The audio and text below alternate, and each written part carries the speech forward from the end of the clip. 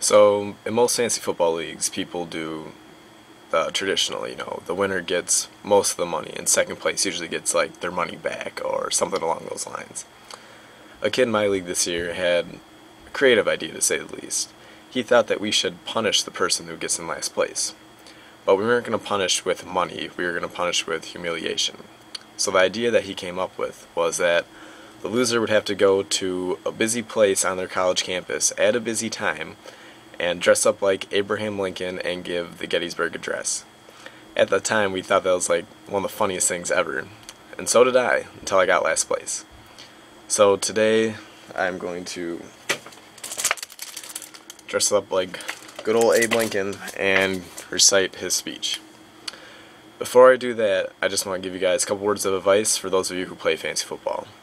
First thing is never draft Mike Vick with your first #1 pick. Terrible idea. And secondly, don't name your team after your kicker, especially if your kicker is Mason Crosby. Found that one out the hard way.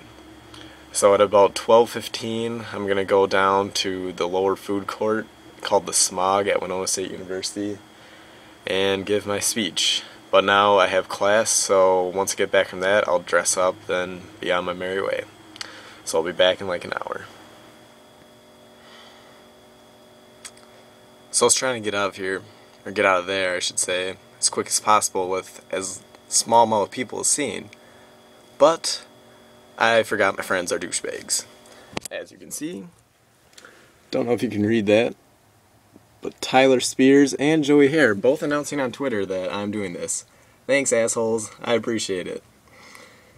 Oh, shit. So, without further ado, this is the Fantasy Football Punishment 2013. Enjoy.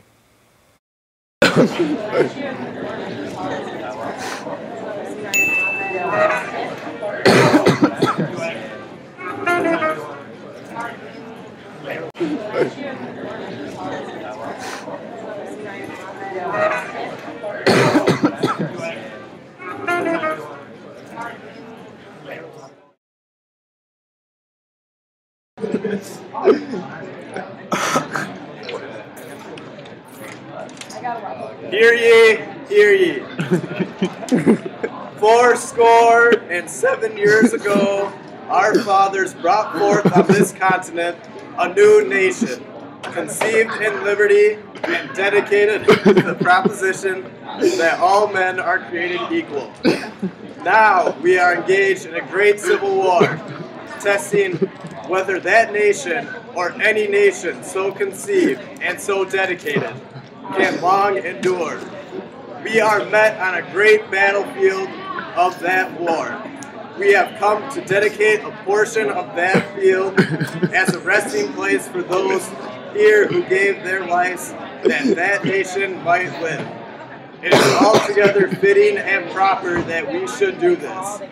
But in a larger sense, we cannot dedicate, we cannot consecrate, we cannot hallow this ground.